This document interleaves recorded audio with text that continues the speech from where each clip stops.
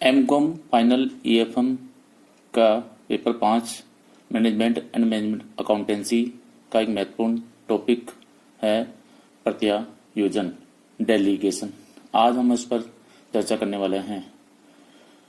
Delegation क्या होता है, इसको कैसे परिभाषित किया जाता है, इसकी प्रक्रिया कैसे होती है, प्रत्यायोजन के प्रकार और प्रत्यायोजन के लाभ और प्रत्यायोजन की सीमाएं, इस पर हम लोग चर्चा करने वाले हैं।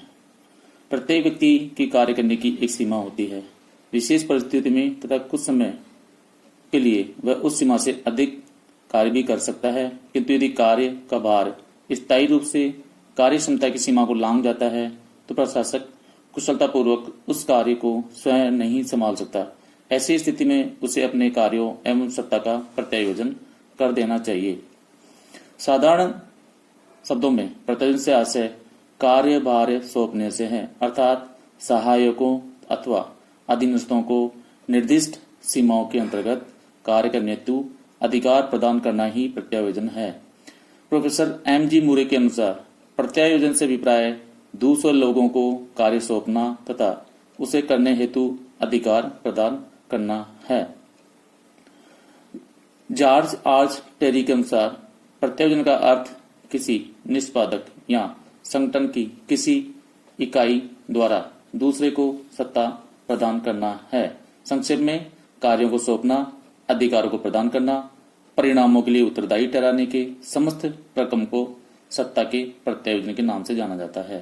प्रत्यायोजन की विशेषताएं निम्न प्रकार हैं। पहली है, यह एक प्रक्रिया है जिसके द्वारा कुल भार का कुछ भाग व्यक्ति अथवा कुछ व्यक्तियों को सौंपा जाता है। दूसरा है, यह ऊपर से नीचे की ओर होता है। तीसरा है, प्रत्यायोजन विकेंद्रीकरण नहीं होता है।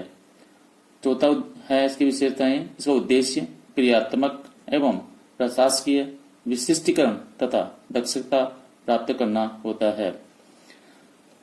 प्रत्यायोजन की पांचवी विशेषता है, इससे अधीनस्थों की परिसीमाओं को निर्धारित किया जाता है। छठी विशेषता है, यह एक से अधिक प्रकार का होता है। सातवीं विशेषता, प्रत्यायोजन करने पर भी प्रत्यायोजनकर्ता अपने दायित्वों से मुक्त नहीं हो जाता है। आठवीं विशेषता है, अधीनस्थों को कार्य के संबंध में अधिकार का प्रत्यायोजन किया जाता है, न कि पदों का। अब हम प्रत्यायोजन के लाभ पर चर्चा करेंगे। इसका पहला लाभ है, शीर्ष अधिकारी को प्रशासन संबंधी महत्वपूर्ण विषयों पर ध्यान केंद्रित करने के लिए अधिक समय मिल जाता है। दूसरा महत्व इसका यह है कि इससे अधीनस्थों को विकास का अवसर प्राप्त होता है। इसका तीसरा महत्व है, यह अधीनस्थों के मनोबल को बढ़ाता है। चौथा महत्व है, यदि यह अधीनस्थ और शीर्ष अधिकारियों को प्रशासन की कला में प्रशिक्षित करता है।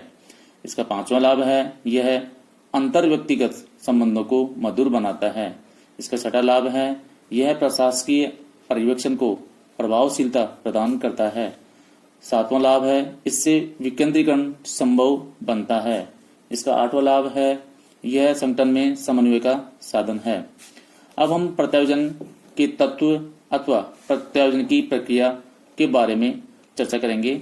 William H. न्यूमैन के अनुसार संगठन प्रक्रिया का एक महत्वपूर्ण अंग होने के कारण प्रत्यायोजन में निम्न 3 तत्व एलिमेंट्स निहित रहते हैं। पहला है कार्यभार सौंपना, असाइनिंग ऑफ ड्यूटी और टास्क।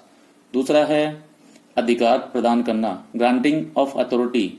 तीसरा है दायित्व या जवाबदेही निर्धारित करना, क्रिएशन ऑफ ऑब्लिगेशन और अकाउंटेबिलिटी। प्रत्यायोजन प्रक्रिया का प्रथम तत्व कार्यभार सौंपा जाना होता है।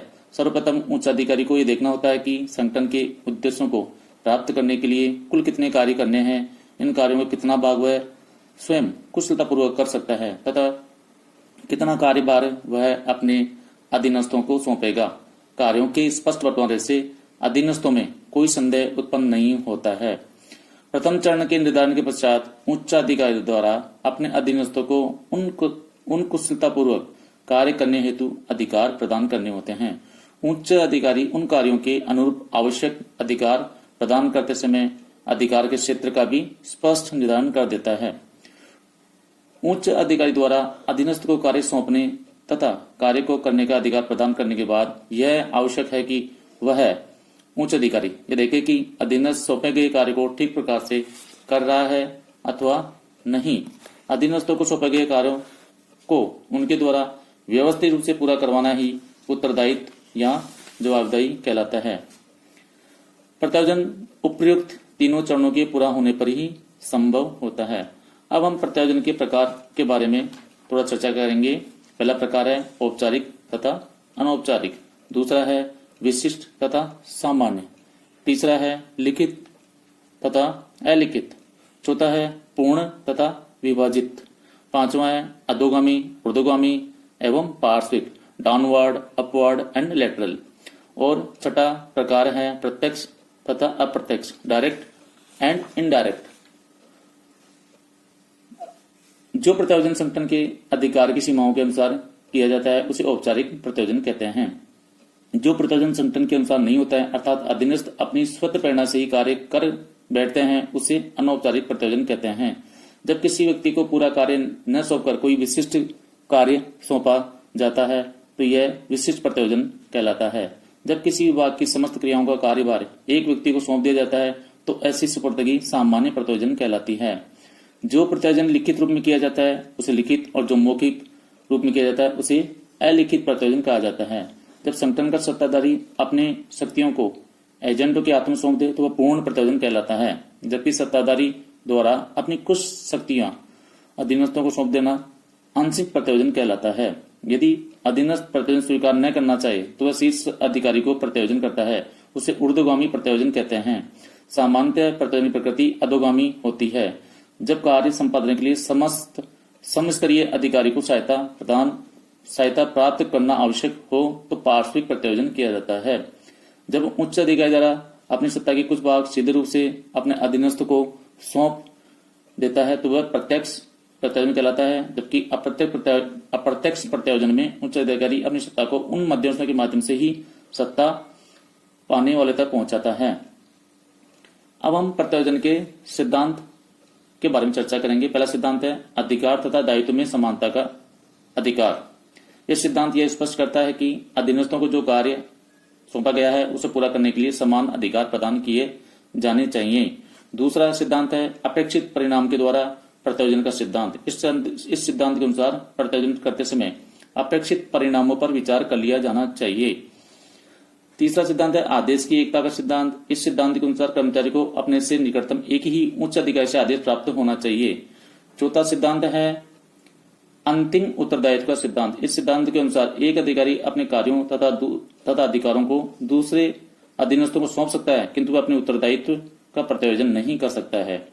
पांचवा सिद्धांत है औपचारिक अधिकार सिद्धांत। यह सिद्धांत स्पष्ट करता है कि प्रशासकों को जो अधिकार प्राप्त होते हैं वे उनको संगठनात्मक स्थिति के अनुरूप होते हैं और ये अधिकार औपचारिक रूप से प्राप्त होते हैं। छठा सिद्धांत है प्रभावशाली नियंत्रण का सिद्धांत। एक उच्च अधिकारी को अपने अधिकारों का प्रत्यायोजन अपने अधीनस्थों को उसी सीमा तक करना चाहिए जहां तक उन्हें वह प्रभावशाली ढंग से नियंत्रित किया जा सके। प्रत्यायोजन की बाधाएं पर चर्चा करेंगे हम लोग। बाधाएं दो प्रकार की होती हैं। पहली है व्यक्ति बाधाएं और दूसरी है संगठनात्मक बाधाएं। व्यक्ति बाधाओं शीर्ष एवं अधीनस्थ दोनों की ओर से उत्पन्न हो सकती है, जैसे व्यक्ति बाधाएं अधिकांश मनोवैज्ञानिक होती हैं किंतु निरंतर प्रयास, प्रशिक्षण, उच्च अधिकारी के सहयोग, संगठन के वातावरण आदि से इन्हें दूर किया जा सकता है।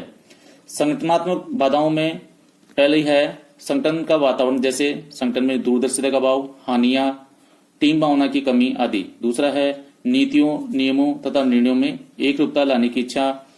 तीसरी बाधा है संगठनात्मक योग्य प्रबंधों का अभाव। संगठनात्मक बाधा का चौथा रूप है नियंत्रण व्यवस्था का अभाव। और पांचवी बाधा है विभिन्न विभागों एवं इकाइयों में समन्वय की कठिनाई। इसके अलावा एक संगठनात्मक बाधा में अन्य कारण भी हैं, जैसे सरकारी नियंत्रण, श्रमिक संघों का विकास भी प्रत्यायोजन के मार्ग में बाधा उत्पन्न करते हैं।